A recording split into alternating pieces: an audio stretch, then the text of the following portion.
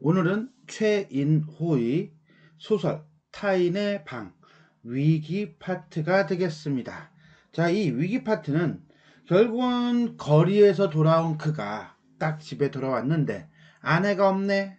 그 아내가 없는 집에서 시간을 보내다가 갑자기 이 부분이 이제 이 소설의 가장 중요한 특징일 거예요. 그죠? 방 안의 사물들이 날뛰기 시작하는 모습을 보는 장면이 되겠습니다. 떠둥. 이 작품은 현대인의 소외의식을 다룬 심리주의 계열의 소설이 되겠습니다. 그러니까는 주제는 핵심 테마는 이쪽일 거고요. 그 다음에 형식상의 특징은 이쪽이겠네요. 출장에서 돌아온 자, 여기 중심인물이고요. 자신의 방임에도 불구하고 우울하고 고독해한다. 마침내 주인공의 불안 심리가 자신의 방 내부의 모든 사물들에 투영되어 사물들이 움직인다.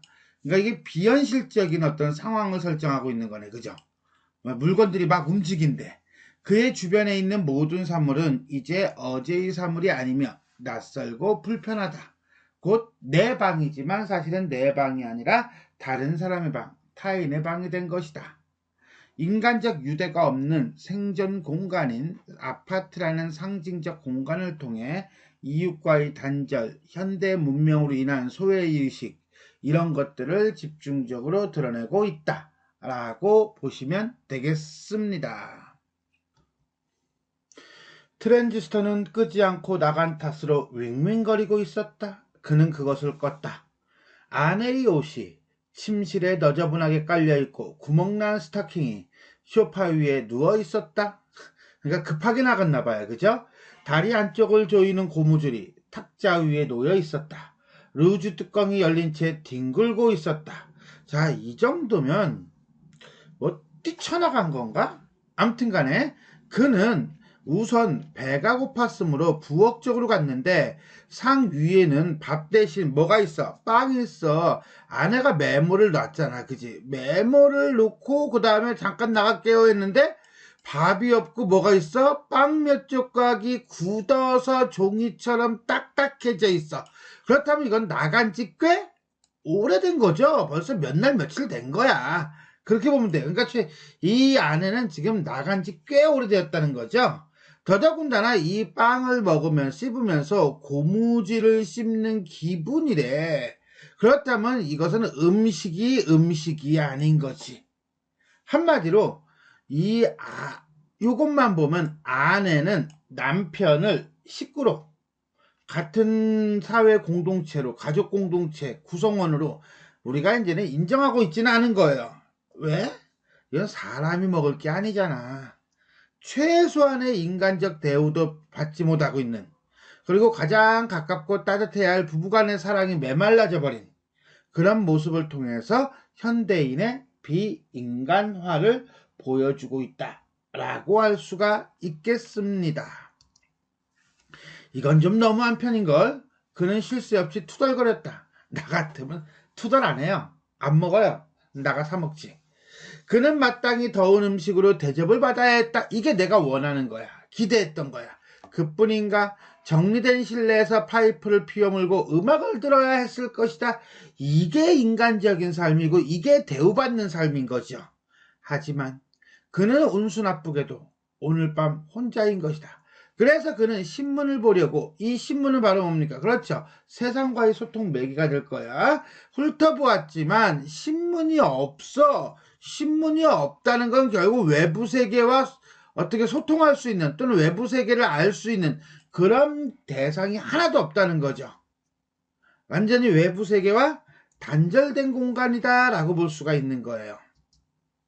그는 시계를 보았는데 시계는 일주일 전의 날짜로 죽어 있었다. 헐. 자, 이거는 결국 뭡니까? 아내가 최소한 집 나간 지 일주일은 넘었다는 거지요. 그것은 그의 아내가 사온 시계인데 탁상 시계치고는 고급 시계이긴 하나 거추장스러운 날짜와 요일이 명시되어 있는 시계로 가끔 망령을 부려 터무니없이 빨리 가서 덜거덕 하고 날짜를 알리는 수차판이 지나가기도 하고 요일을 알리는 문자판이 하루씩 엇갈리기도 했는데 더구나 시간이 서로 엇갈리면 뾰족한 수 없이 그저 몇천 번이라도 바늘을 돌리고 돌려야만 겨우 교정되는 시계였다. 그래서 그는 화를 내면서 시계의 바늘을 돌리기 시작하였다. 이건 어긋난 시간, 잘못된 시간을 되돌리는 모습이다 라고 보면 돼요. 더구나 환장할 것은 손톱을 각각 끈 후였으므로 그는 이빨 없는 사람이 잇몸으로만 호두알을 깨내려고 하는 듯한 무력감을 손톱 끝에 날카롭게 느끼고 있었다. 그는 망할 놈의 시계를 숫제 바닥에 내동댕이 쳐버리고 싶은 충동을 가까스로 참아가면서 참으로 무의미한 시간, 이게 바로 뭡니까? 엇갈린 시간, 어긋난 시간. 그 엇갈린 시간, 어긋난 시간의 회복을 반복했다는 것은 시계를 제자리에 맞추려고, 시간을 맞추려고 노력했다는 겁니다. 자, 그렇다면 이 참으로 무의미한 시간인 엇갈린 시간, 어긋난 시간, 잘못된 시간은 얼마? 일주일. 시계가 죽은 뒤 지나간 시간. 그는 오랫동안 그 작업을 하였다. 그 작업을 오랫동안 해요. 그 시계 뭐 얼마나 보겠다고? 아무튼 간에 그 작업이라는 것은 시계를 고치는 일이겠죠? 근데 그걸 왜 하는 거예요? 결국은 지쳐버렸다. 그렇죠. 의미 없어. 이미 지나간 거는. 그런데 그러한 무의미한 행동을 반복하는 현대인의 일상을 보여주고 있다라고 보면 돼요. 자, 여기까지는 세상과 단절된 그의 집안의 모습이 되겠습니다. 그는 천천히 아픈 다리를 질질 끌며 욕실로 갔다. 아마 여기가 밑줄 쳐져 있겠죠. 그죠? 왜? 공간의 이동, 장면의 전환. 욕실 안에 불을 켜자 욕실은 아주 밝아서 마치 위생적인 정육점 아니 무슨 욕실을 정육점에다가 비유를 합니까? 그럼 빨간색 등이 있나 보다. 그죠? 전구가 빨간가 봐요. 욕조 안에는 아내가 목욕을 했는지 더러운 구정물이 그대로 담겨져 있었다. 일주일 넘었는데 아내의 머리카락이 욕조 가장자리에 붙어 있었고 그것은 마치 살아있는 벌레처럼 그는 손을 뻗쳐 그 더러운 물 사이에 숨은 가재 등과 같은 고무 마개를 빼었다. 그러자 작은 욕조는 물이 샥 빠져나가는 거죠. 진저리를 치기 시작했고 매우 빠른 속도로 물이 빠져나가 좀 후에는 입맛 다시는 이거네. 소리를 내면서 더러운 때는 앙금을 군데군데 남기고 비어 있었다. 야, 묘사가 상당히 디테일하다? 아니면 그로테스크하다? 뭐 이런 것 같아요. 그죠? 그는 우선 세면대의 고무마개를 틀어 막은 후 더운 물과 찬물을 동시에 틀었다. 더운 물은 너무 찼다. 자, 더운 물은 너무 차? 더운 물이 너무 뜨거운 게 아니고 그는 더운 물과 차가운 물을 같이 섞었기 때문에 그렇겠죠?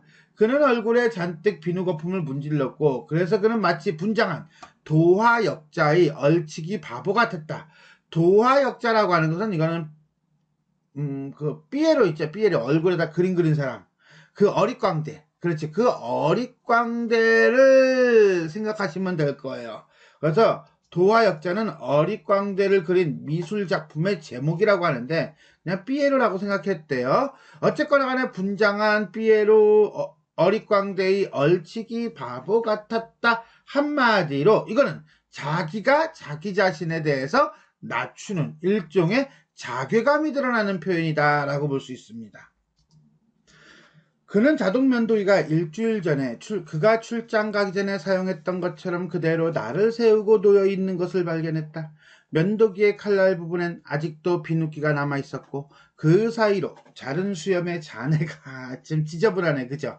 그는 화를 내면서 아내의 게으름을 거리의 창녀에게보다도 더 심한 욕으로 힐책하면서 수염을 깎기 시작했다. 아이 좀 깨끗하게 좀 하자. 아이 들어 이렇게 해놓고서는 지금 아내가 게으르다는 것을 욕을 하고 있는 거예요. 화를 내고 있는 거야. 뭐 심하게 말하면 분노를 띠고 있는 거예요. 근데 그렇게 얘기하기에는 이게 조금 오바죠? 좀 심해. 이런 점에서 본다면 이 분노는 이 욕이라고 하는 것은 이 단순히 면도기 때문이 아니라 집에 와서 본 모든 것에 대한 분노다. 이렇게 보는 게 맞을 거예요. 수염은 거세었고 뿌리가 깊었으므로 이미 녹슬고 무뎌진 칼날로 잘라내기란 용이한 것이 아니었다.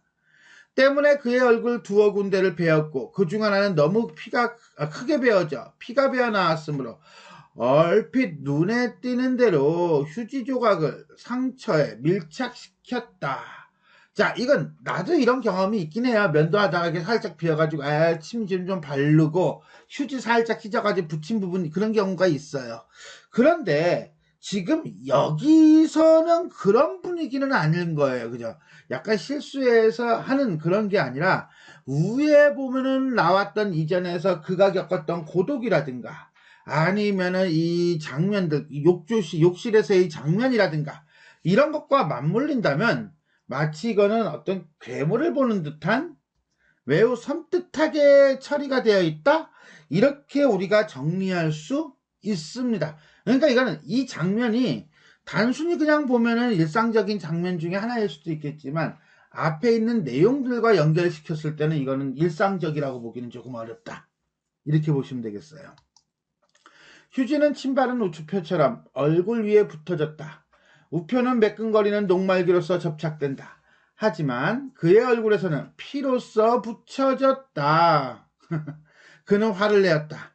그는 우울하게 서서 엄청난 무력감이 발끝에서부터 자기를 엄습해오는 것을 느꼈으며 즉 어떻게 해결할 수 있는 게 없어. 본인이 해결할 수 있는 게 아무것도 없잖아. 욕실 거울에 자신의 얼굴이 우송되는 소표처럼 우표가 붙어진 채 뿌옇게 떠오르는 것이 보았다. 자, 여기서 포인트가 되는 건 이거죠. 욕실 거울에 비친 자신의 얼굴이 뭐 같아? 우표가 붙어있는 뭐 같아? 소포 같아. 됐어요? 즉 자신을 뭘로 보고 있어요? 소포로 보고 있는 거야. 그럼 이거는 인격화시킨 거예요? 사물화시킨 거예요? 그렇죠. 사물화시킨 거예요. 물질화시킨 거라고 보시면 돼요. 즉 주변 여기서 이제는 무력감이라고 하는 건 주변 상황에 대한 욕조라든가 뭐 아니면은 면도기라든가 기타 등등 주변 상황과 사물에 대해서 통제할 수 없는 그런 어떤 분노에 빠져 있는 그 상황과 함께 그 다음에 자기 자신을 소포라고 보면서 사물화시키는 상황 요 두 개를 여기서는 우리가 체크할 필요가 있을 겁니다. 그래서 사물에 대한 통제력을 잃고 극도의 분노에 빠지는 순간이며 얼굴에 비친 자신의 얼굴이 거울에 비친 자신의 얼굴이 우송되어야 할 소포라는 상상을 하는 장면입니다. 그때 그는 거울에 무엇인가가 붙어있는 것을 발견했다. 그는 손을 뻗쳐 그것이 무엇인가 확인했다. 설마 거울에 비친 휴지는 아니겠지. 그것은 껌이었다. 의외네요. 껌. 아내는 늘 껌을 씹고 있었는데 그것은 아내의 버릇 중에 하나였다. 밥을 먹을 때나 목욕을 할 때면 밥상 위 혹은 거울 위에 껌을 그 송두리째 뜯어내려는 치밀한 계산하에 진득한 타액으로 충분히 적신 후에 붙여놓는 것이다. 이런 습관 가지고 있는 사람들 간혹 있어요. 최근에는 못 봤는데 예전에는 몇몇 봤어요. 그는 잠시 낄낄거렸다. 그는 그 껌을 입안에 털어넣었다. 아내가 먹던 거라며. 그것도 최소한 며칠 지난 건데 껌은 응고하고 수축되어 있어 마치 건포도알 같았다는 것은 뭐예요? 그렇지 바짝 말랐다는 거죠. 향기가 빠져 야릇하고 비릿한 느낌이 들었지만 좀 후에는 말랑말랑해졌다. 아내의 껌이 유일하게 그에게 위안을 주었다. 이건 또 뭐야? 이건 좀 봐야겠다. 그죠? 왜? 껌이 어째서 그에게 위안을 주죠? 그래서 위쾌해졌고 노래를 부르기 시작했다. 아내가 씹던 껌에서 위안을 받았다는데 그건 왜 그러냐면 그만큼 교감이 없는 거야. 뭐 거실에서 밖에서 딱 현관문을 열고 들어왔더니 아무도 없어. 그 다음에 앰프에서는 레코드판이 찍찍찍찍거려. 그 다음에 소파는 그냥 온통 옷으로 너저분해져 있어. 그 다음에 욕조도 보니까 엉망진창이야. 거울 보니까 늑수구리하게 쭈그러진 자기만 보여. 그러면서 아내의 채취, 아내의 흔적을 찾을 수 있는 것들이 아무것도 없다는 거예요. 그러나 아내와 그는 교감을 하고 있지 못했는데 가만 껌이 있었네. 껌을 씹음으로써 아내가 씹던 껌을 자신이 씹음으로써 거기서 이제 아내와의 교감을 느끼는 거죠. 그리고 그것을 통해 위안을 받고 있다. 이렇게 보시면 돼요. 그래서 이 장면에서 포인트는 이 부분이죠. 지금까지 읽은 거에서는 욕실에서 발견한 껌에서 위안을 받는 그 나뭇잎에 놀던 새여 왜 그런지 알 수 없네. 낸들 그대를 어찌하리. 내가 신으면 떠나가리. 이거 예전에, 진짜 예전에 나도 태어나기 전 내지는 태어나자마자 하여튼간에 예전에 펄 시스터즈라고 하는 듀엣 여성 그룹이 있었습니다. 신중현이라고 아나요? 신중현 대작곡가이자 기타리스트이자 그 다음에 가수인 그 신중현의 아들이 신하위의 신대철이죠. 그 신중현이가 발탁하고 그 다음에 앨범을 만든 게 바로 이 펄 시스터즈. 그 펄 시스터즈의 이 작품은 요거는 대표작이라고 보기는 좀 그런데 싫어라고 하는 작품이 있어요.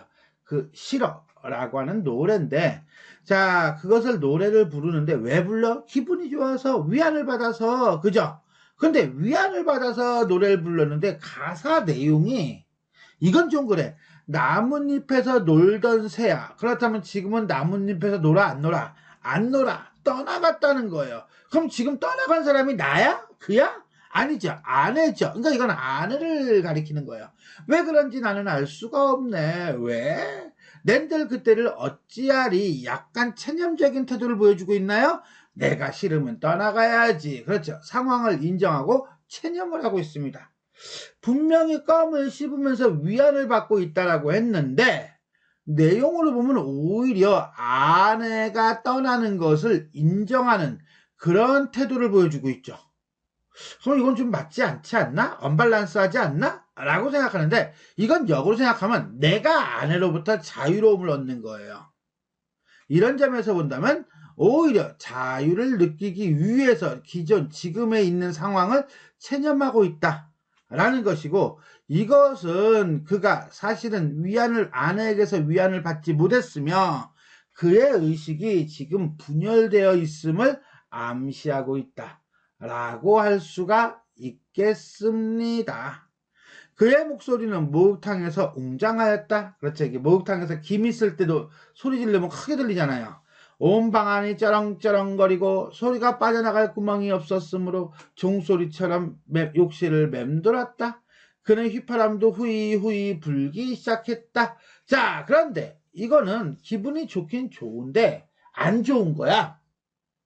이게 무슨 소리냐 그러면 이 방안을 쩌렁쩌렁 크게 얘기한다는 거예요. 그거는 더욱더 크게 얘기함으로써 지금의 상황을 벗어나고 싶은 거야. 지금의 감정을 벗어나고 싶은 거야. 그래서 목소리가 더 커지는 거예요. 그러니까 지금 표현된 텍스트와 그 다음에 인물의 심리와 상황이 조금씩 다 비틀어져 있어요. 달라요. 그런 걸 잡아주시면 좋겠습니다. 역시 집이란 즐겁고 아늑한 것이로군 이라고 얘기를 할까요? 그는 중얼거렸다. 무심코 중얼거렸지만 그는 그 순간 그 소리를 무엇처럼 느껴졌어? 그렇지. 타인의 소리처럼 느껴졌대. 잠깐 자기가 중얼거렸잖아. 자기가 중얼거렸음에도 불구하고 그것을 남의 소리로 느껴진다는 것은 그 소리조차 자신의 목소리조차 남의 거야. 즉 무슨 소리냐? 자신의 목소리부터로도 소외돼요. 자신의 방이 자신밖에 없으면서도 다른 사람의 목소리로 듣고 다른 사람의 목소리로 여긴다는 거예요. 무엇이 역시 집이란 즐겁고 아늑한 곳이로군. 이 말은 이게 다른 사람의 목소리로 느껴진다는 건 결국 자기 집이 아니야. 자기가 즐거운 게 아니야. 자기가 아늑한 게 아니야. 이렇게 되는 거예요. 그는 누군가의 인기척을 느꼈다. 정말? 인기척이 있을 리가 있나? 자기 혼자인데. 그러나 개의치 않기로 하였다. 그런데 말이죠. 뒷장면에서요. 진짜 누군가가 움직여요. 그 누군가가 누구냐면요. 앰프고요. 쇼파고요. 전기 소켓이고요. 기타 등등등이에요. 따라서 요거는 뒤에 나타나는 내용을 암시하고 있는 거고요. 사물들이 살아 움직이고 또 그가 오히려 사물화되는 과정, 장면이 나타날 것을 예견해주고 있습니다. 자, 여기까지에서 제일 중요한 건 아마 욕실에서 껌을 발견하고 그 다음에 위안을 받았다 정도가 되겠습니다.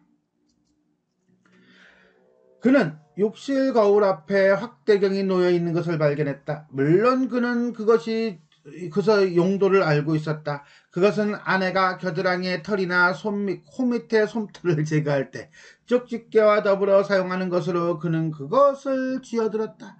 그는 그것을 들고 그것을 통하여 얼굴을 비춰보았다. 뚜렷한 형상을 가지지 않은 사내가 이상하게 부풀어서 확대되어 있었다. 그는 그것을 움직여 욕실의 형광불빛에 한 곳을 모으려고 애를 썼다. 햇빛 밑에서 확대경을 움직이면은 곤충을 태워버릴 수도 있다.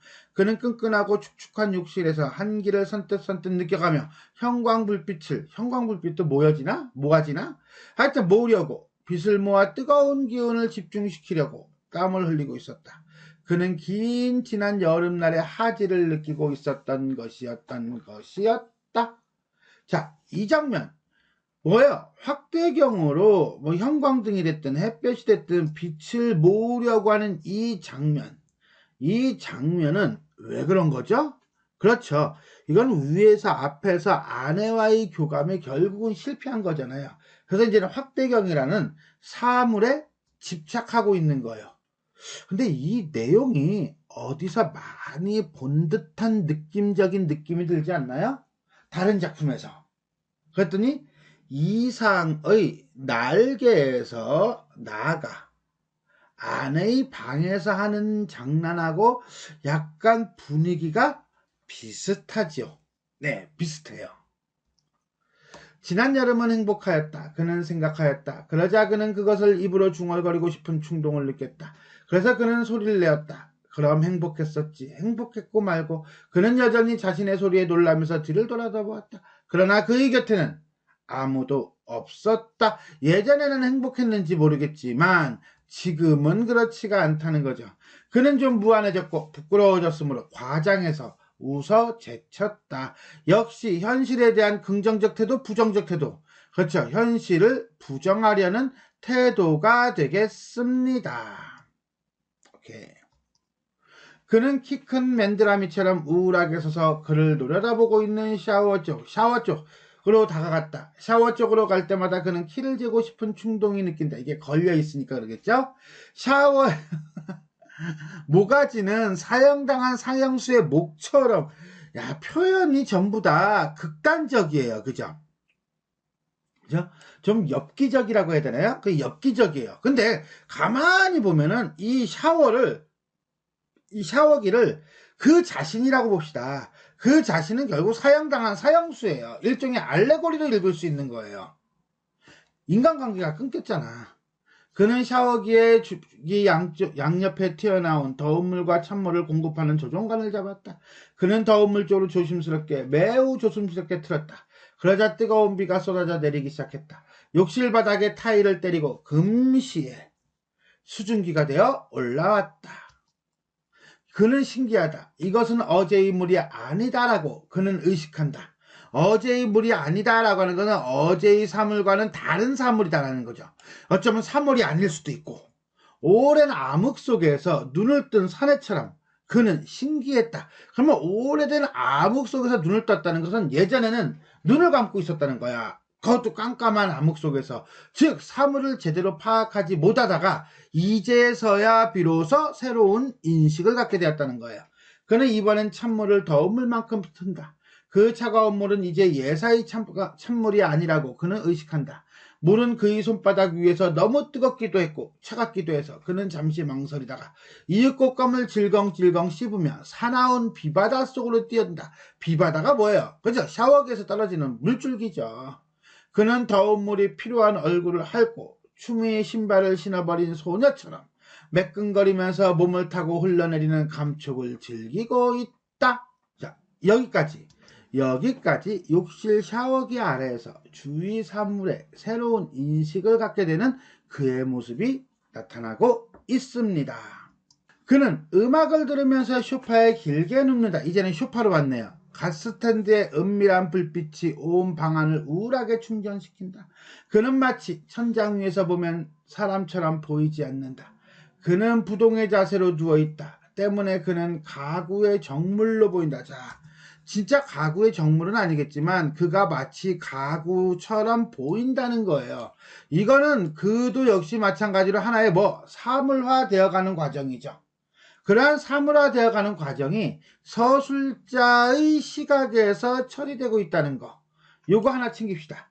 그게 무슨 소리냐면요. 이렇게 조금 더 볼게요. 본다면 그는 가구 같은 정물로 보인다는 3인칭 그라고 지칭하면서 보인다라고 얘기합니다.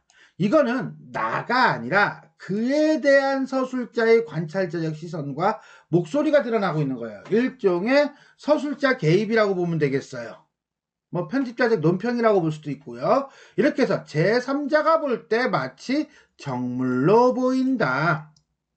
그러다가 그의 눈에 화장대 위에 놓인 아내의 편지가 들어온다. 그러자 그는 아내의 메모 내용을 생각해내고 쓰게 웃는다. 쓰는 웃음을 짓는다. 아내가 그에게 거짓말하였다는 사실을 그는 깨달은다.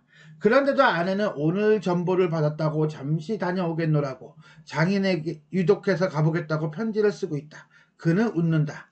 아주 유쾌해지고 그는 근질근질 염기를 느낀다. 무슨 소리야 이게? 나는 안다. 그는 생각한다. 아내는 내가 출장 간 날, 그날부터 어디론가 사라져버렸을 것이다. 왜?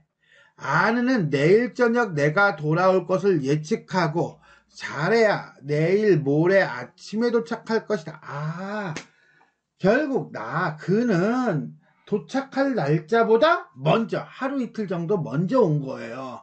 먼저 왔는데 아내는 나갔다고 장인이 위독하다라고 마치 도착하는 날 아니 도착하기로 예정한 날에 연락을 받고 뛰쳐나간 것처럼 이렇게 썼다는 거죠. 그러니까 이건 뻥이다 라고 하는 거예요. 자, 그런데 여기서 또 하나 내용은 그렇다지고 우리가 서술자의 위치 내지는 서술 방식을 한번 봅시다. 서술 방식을 한번 보면요 이렇게 돼 있어요. 그의 눈엔 그의 아내는 그는 아내의 그는 웃는다 그는 근질 연기가 느껴진다 라고 해요. 즉 무슨 소리입니까? 이거는 그라고 하는 3인칭 대명사를 쓴다는 거죠. 그런데 여기는 또 나라고 하는 1인칭을 써요. 즉 그라고 하는 3인칭 시점의 대명사를 사용하다가 뒤에 가서는 1인칭 시점으로 서술한다는 겁니다. 그러니까 여기까지는 서술자가 바라본 그의 모습이고요. 또는 심리적이고요. 그러니까 전지적 상태죠. 3인칭 전지적 작가 시점. 여기는 뭡니까? 여기는 1인칭이 되는 거예요. 이해됐어요? 즉 서술자의 목소리와 인물의 목소리가 혼재되어 있으며 그가 일종의 단순한 3인칭 전적 작가 시점이라기보다는 초점 화자의 위치에 있음을 드러내주고 있다 라고 볼 수가 있습니다. 나는 아내가 이제는 완전히 몇 인칭이 된 거야? 1인칭이죠, 그죠? 다른 여인과 다른 성기를 가지고 있는 것을 잘 알고 있다. 그녀의 성기는 자꾸가 달려있다. 견고하고 질이 좋은 자꾸이다. 자꾸가 뭐야? 그랬더니 지퍼예요. 아내는 내가 보는 데서 발가벗고 그 자꾸를 오르내리는 작업을 해보이길 좋아한다. 아내의 하체, 자꾸가 달린 모습은 질 좋은 방한용 피륙을 느끼게 하고 굉장한 포용력을 암시한다. 자, 이런 표현을 쓰는 거는 없죠. 그게 왜 이런 식으로 쓰느냐 하면 이거는 그가 가지고 있는 아내에 대한 인식이에요. 즉 여기서 말하는 지퍼가 달렸다라고 하는 것은 성적으로 되게 이제는 비대하다, 강하다 이런 뜻이고요. 그 다음에 아내의 어떤 하체를 자꾸라고 표현하는 것은 사람의 몸이잖아, 그지? 사람의 몸임에도 불구하고 사람의 몸, 즉 성을 사물화하고 있다라고 보시면 돼요. 아내에 대한 그의 인식이 매우 엽기적이고 특이하며 그 다음에 성을 사물화하여 모습을 드러내고 있으며 성적 욕망에 빠진 현대인의 모습을 아내를 통해서 보여주고 있다. 이렇게 이해하시면 됩니다. 그는 웃으면서 스푼을 젓는다. 그때였다. 두둥. 긴장감 조성. 그는 무슨 소리를 들었다. 맨날 들어 얘는. 새로운 사건이 발생할 듯한 긴장감을 조성하고 있네요. 공기를 휘젓고 가볍게 이동하는 발자국 소리였다. 정말? 그럼 누가 온다는 거야? 라고 했더니 그건 결국 뭐야? 환청이에요. 그 환청을 통해서 그는 지금 어떤 상태? 불안감이 계속 고조되고 있는 상태이다 라고 보시면 되는 겁니다. 그는 귀를 기울였다. 그는 욕실 쪽에서 무슨 소리가 들려오고 있는 것을 눈치챘다. 그는 난폭하게 일어나서 욕실 쪽으로 걸어갔다. 왜? 무엇 때문에? 그렇지, 불안하거든. 불안하니까는 욕실 쪽으로 난폭하게 걸어간 거예요. 올라가죠? 그는 분명히 잠근 샤워에서 물이 쏟아져 내리고 있는 것을 보았다. 분명히 잠갔는데 물이 쏟아져 내려? 말이 이상해 안 이상해? 이상해. 이건 비현실적인 거죠. 제기를. 그는 투덜거리면서 물을 잠근다. 그리고 다시 소파 쪽으로 되돌아온다. 일종의 이거는요. 아까 여기 환청이라고 그랬죠? 그죠? 이게 환청이라고 그랬으니까 이거는 객관적 사실이라기보다는 환상이라고 보는 게 맞아요. 환상이고요. 그 환상을 통해서 불안감에 빠져 있다라고 보는 게 맞습니다. 이게 진짜일 수도 있잖아요. 내가 실수한 걸 수도 있잖아요. 라고 한다면 이게 말이 안 되죠. 그죠? 그러니까 이게 이렇게 연결이 된다. 라고 보시면 되겠습니다. 그러자 이번에는 부엌 쪽에서 또 소리가 들려오기 시작한다. 또 다른 사건이 발생하는 거죠. 그죠? 그는 될 수 있는 한 불평을 하지 않으려고 이를 악물고 부엌 쪽으로 간다. 부엌에서는 석유 골로가 불붙어 있었다. 이것도 또 말이 안 되는 환상이에요. 그는 투덜거리면서 그것을 끈다. 그리고 천천히 소파 쪽으로 왔을 때 그는 잿더리에 생담배가 불이 붙어진 채 타고 내가 붙인 게 아닌데 주위를 둘러본다. 왜? 놀랬잖아. 와우 이런 거잖아. 그러면서 그는 엄청난 무엇을 느낀다? 고독을 느낀다. 즉 집안에서 들려오는 사물들의 소리, 이 환청은 그의 소외감과 고독감이 극도에 달려 있음을 알 수가 있겠습니다. 이러다가 노이로제 걸리고 정신분열증 걸리겠다. 그죠? 사물들의 소리를 들었습니다. 누구요? 그는 조심스럽게 소리를 지른다. 그의 목소리는 진폭이 짧게 차단된다요. 잘리는 거죠. 차단된다. 한마디로 단절, 폐쇄성이에요. 이렇게 보시면 돼요. 그는 자기 자신이 갇혀 있음을 의식한다. 자, 갇혀 있다라고 하는 것은 타인과 다른 것과의 어떤 소통, 교감이 안 되는 거예요. 왜? 차단됐거든요. 무엇에 의해서? 벽 사이에 있는 눈들에 의해서. 벽 사이에 있는 눈들이 뭔데? 그것은 바로 사물들이에요. 그는 사납게 소파에 누워 시선이 닿는 가구들을 노려보기 시작한다. 긴장감이죠. 모든 가구들이 비온 후 한결 밝아오는 나뭇잎처럼 밝은 색을 띠고 빛나기 시작한다. 반짝반짝반짝반짝반짝. 어우 판타스틱. 그는 스푼을 집요하게 젓는다. 설탕물은 이미 당분을 포함하고 뜨겁게 달아있으나 설탕은 포화 상태를 넘어 아직 풀리지 않고 있다. 그래도 그는 계속 스푼을 젓는다. 자, 갑자기 그는 그의 손이 쥐어진 손잡이가 긴 스푼이 연이 스푼이 아님을 느낀다. 그러자 스푼이 그의 의식에 녹을 벗기고 눈에 보이는 상태 밖에서 수면을 향해 비상하는 비늘이 번뜩이는 무엇처럼 와우 스푼을 뭘로 표현하고 있어요? 물고기로 표현하고 있어요. 그러고 보니까 스푼이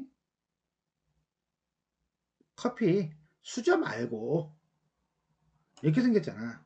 그러니까 이걸 물고기라고 본 거예요. 근데 얘는 계속 스푼을 젓고요. 또 스푼을 젓고요. 그리고 계속 스푼을 져요. 자, 스푼을 반복적으로 젓는다는 거. 이걸 우리는 봐야 될 것 같아요.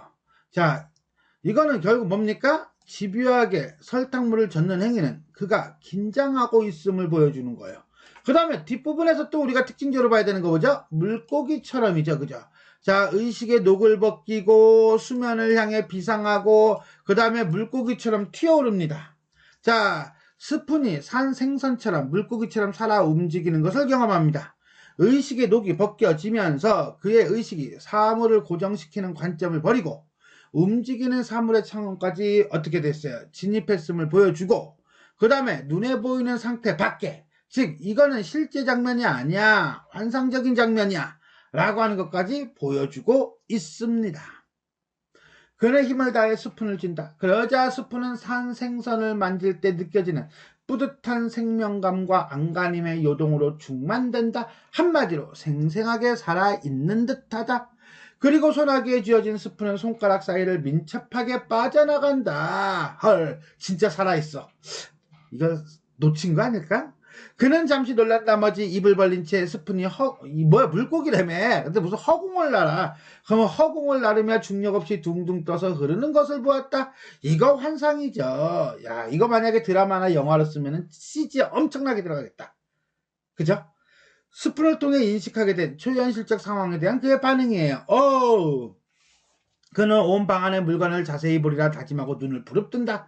라고 하는 것은 결국은 같이 하겠다라는 느낌도 있어요. 물건들이 주체가 되어 움직이고, 그 다음에 그는 거기에 지금 소외되어 있는 상태거든. 근데 눈을 부릅뜨고 자세히 보겠다라고 하는 것은 자신도 함께 하겠다라고 하는 의지가 드러난다라고 볼 수 있습니다.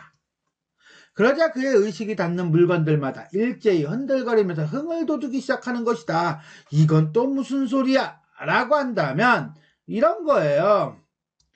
그의 의식이 닿는다는 것은 그가 바라보고 또 생각한다는 의미일 겁니다. 그렇다면 물건들마다 일제히 흔들면서 흥을 돋운다고 하는 것은 결국은 그와 물건과 그 사이의 경계가 사라졌다는 것을 의미합니다.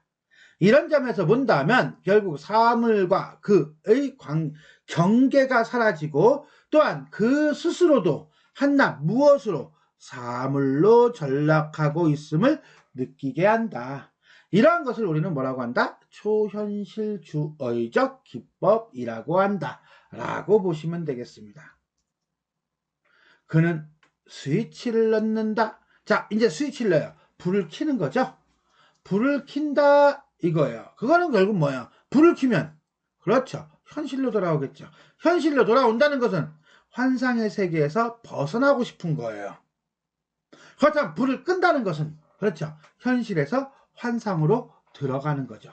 자, 여기서 우리는 불을 끄고 켜는 것이 현실과 환상과 현실의 교차점이라고 본다면 불을 켜는 것은 그가 사물화 되어가는 것을 보여준다라고 볼 수 있어요. 자, 근데 불을 끄고 켜고 근데 불을 켜도 그가 사물이 되어 있으면 어떻게 되는 거야? 그럼 키나 끄나 그냥 사물인 거네? 그는 스푼이 담수어 민물고기처럼 얌전하게 소나기 속에 쥐어있는 것을 발견한다. 현실이 온 거죠. 그는 조심스럽게 방 안의 물건들을 조금 전까지 흔들리고 튀어오르고 덜컹이던 물건들을 하나하나 훑어보기 시작한다. 이제 현실이 됐거든. 가만히 있거든. 자, 여기까지. 집안의 사물들의 움직임에 따라서 긴장하는 그의 모습. 그 다음에 환상과 환청과 환상이 계속 반복되면서 그가 지금 사물화 되어가고 있음을 보여주고 있습니다. 물건들은 놀라웠게도 뻔뻔스러운 낯짝으로 제자리에 가만히 가라앉아 있었다. 그는 비애를 느낀다. 한마디로 뭐예요? 사람은 존재하지 않고 사물들이 움직이는 것처럼 느껴지는 것에 대한 비애감이고요. 그 다음에 아무도 없는 집안의 사물들이 살아 움직인 것 같은 착각. 그 착각과 함께 그의 외로움입니다.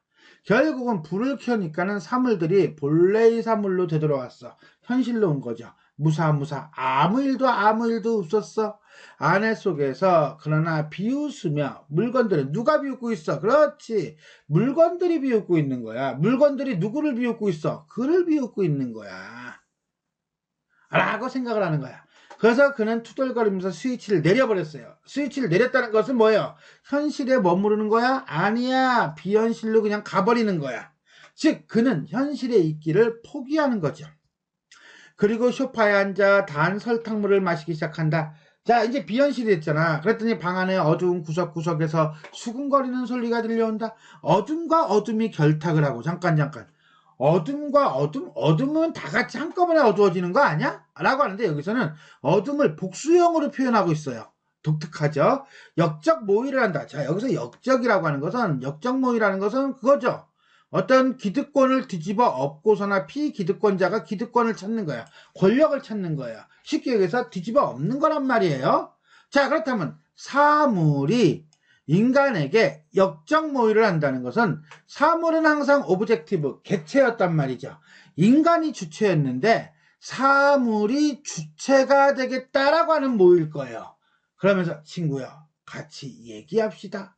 방안 모퉁이의 직각의 앵글 속에서 한 놈이 용감하게 그에게 말을 걸어온다. 도발하는 거죠. 벽면을 기는 다종류의 벌레라고 하는 건 뭐 지네, 노래기 뭐 이런 거요. 발자국 소리가 들려온다. 옷장의 거울과 화장대의 거울이 투명한 교미를 하고 있대요. 이게 뭐야? 거울과 거울이 서로 비치는 장면이에요. 서로 비추고 있는 장면을 투명한 교미라고 하면서 마치 거울이 살아있는 것처럼 감각적으로 표현하고 있다. 그는 어둠 속에서 눈을 부릅뜬다. 한마디로 확인하려고 하는 거죠. 그랬더니 벽이 출렁거려. 이제는 벽까지 난리야. 천천히 몸이 움직인다. 방 벽면에 있던 전기다림이 꽂는 소켓의 두 구멍 사이에서 소리가 들려온다. 친구야, 귀 좀 대봐요. 내가 비밀을 얘기해 줄게. 그는 그의 오른쪽 귀를 소켓에 밀착시킨다는 것은 그 소켓이 하는 이야기를 들으려고 하는 거예요. 그러자 그의 온몸이 고급 전기골로처럼 달아오르기 시작한다. 그의 몸에 스파크가 일고 충만한 빛을 느낀다. 이거 이러면 안 될 것 같은데. 그죠? 그가 완전히 사물화되는 모습이네요. 집안의 사물들이 그에게 말을 걸어 도발하고 그 다음에 그가 점차 사물화 되어가는 모습이 되겠습니다. 잘 들어요. 소켓이 속삭인다.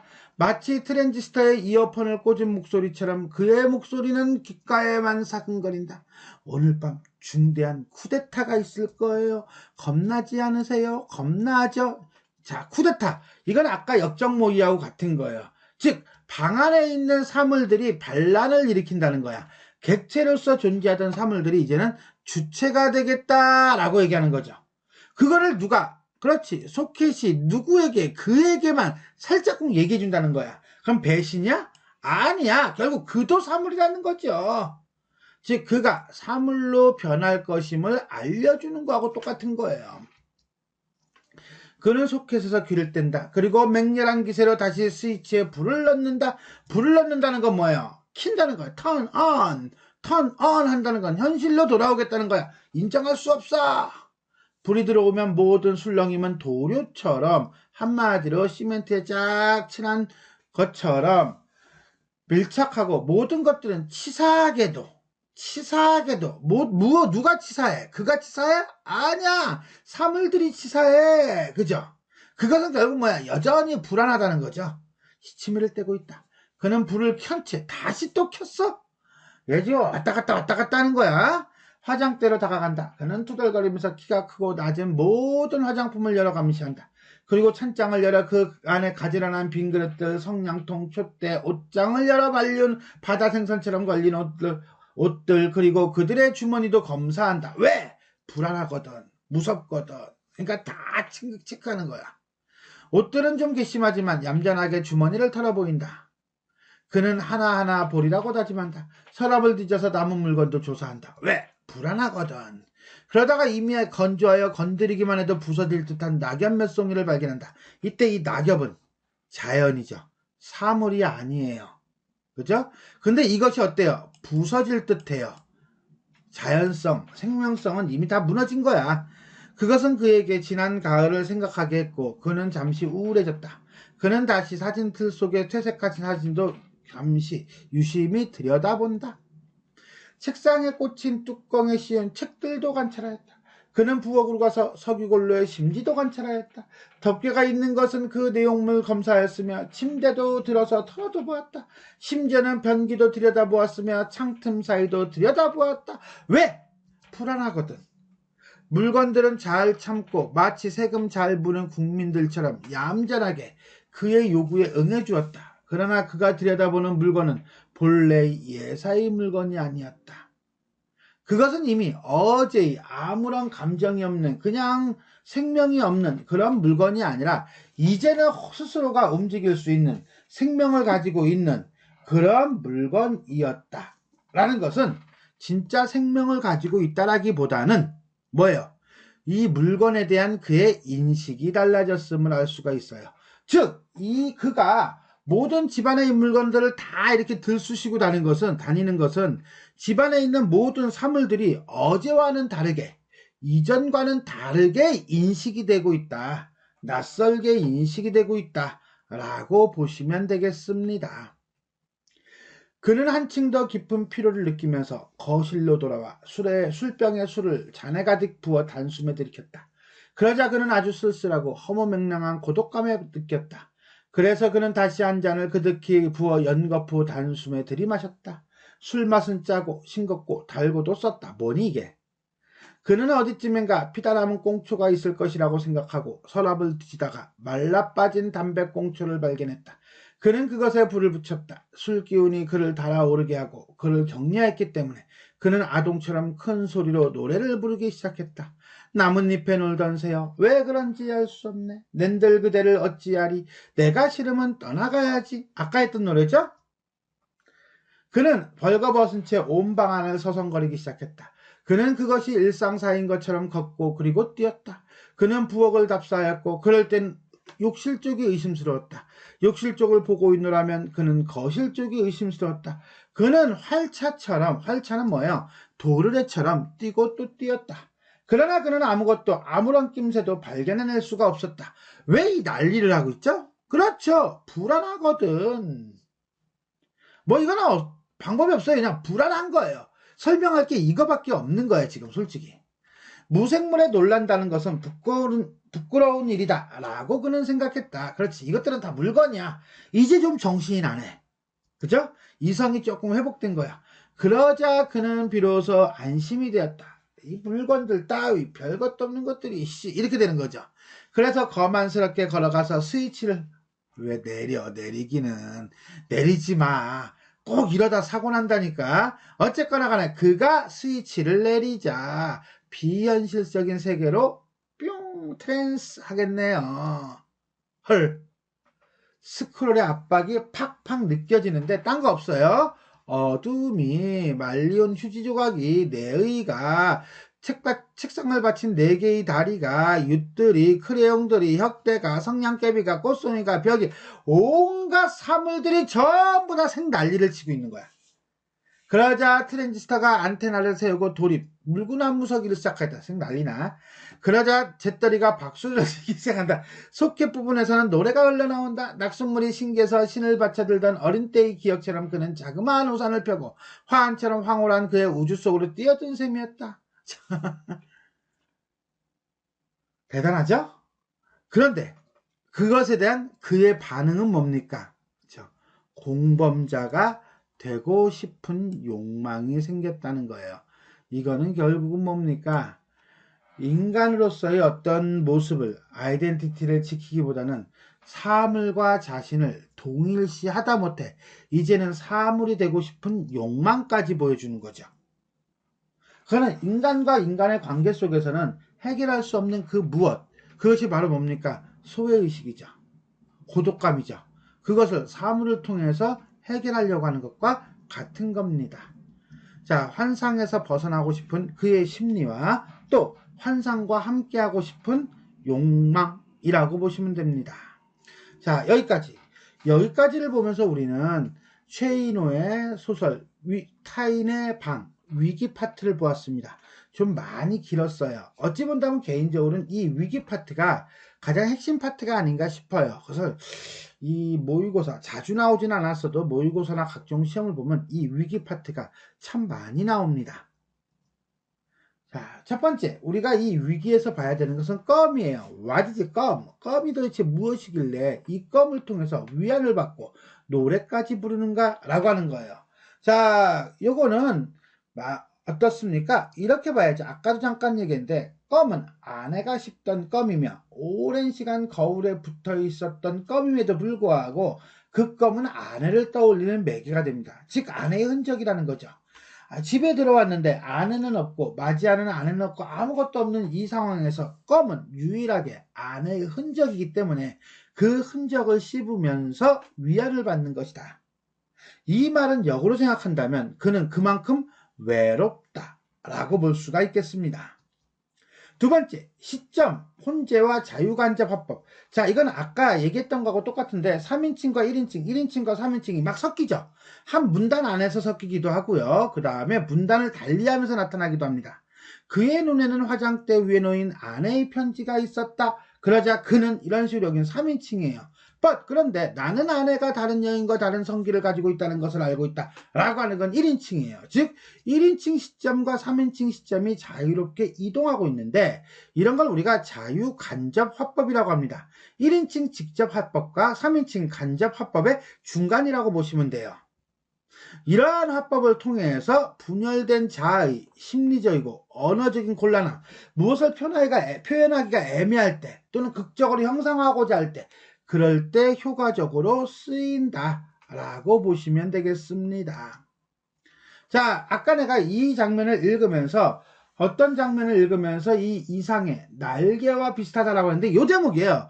이상의 날개를 보면요. 아내가 외출만 하면 나는 얼른 아랫방으로 와서 창을 열고 화장대 가서 돋보기를 꺼내가지고 불장난을 해요. 그래서 불장난하는 장면이 이렇게 나옵니다. 그런데 이것이 마치 최인호의 소설 어느 부분, 요 부분이죠. 요 부분하고 거의 스타일이 비슷하다는 거예요. 그런데 가만히 생각해 보니까요. 그럴 수도 있겠다 싶기도 해요. 왜? 이상의 날개 속에 나오는 나나 타인의 방에 나오는 그나 둘 다 공통점이 있다면 아내에게 소외되고 있다는 거죠. 인간적인 교감을 전혀 하지 못하고 있다는 거죠. 그런데 독특하게 이상하게 그 두 개의 소설에서 이 장면이 공통적으로 어떤 사물에 집중하고 몰입하는 장면이 공통적으로 나타난다는 것은 인간관계가 단절된 사람에게서 드러나는 일종의 병적 징후이며 고립감의 표출이다 라고 볼 수 있다 라는 견해가 있더라고요. 자, 이렇게 해서 우리는 최인호의 소설 타인의 방, 위기 파트, 아내가 없는 집에서 시간을 보내던 그가 방 안의 사물들이 날뛰는 모습을 보는 장면에 대해 살펴보았습니다. 지금까지 내용이 도움이 되셨다면 좋아요와 구독 버튼 눌러주시고요. 알림 설정 부탁드리겠습니다. 수고하셨습니다.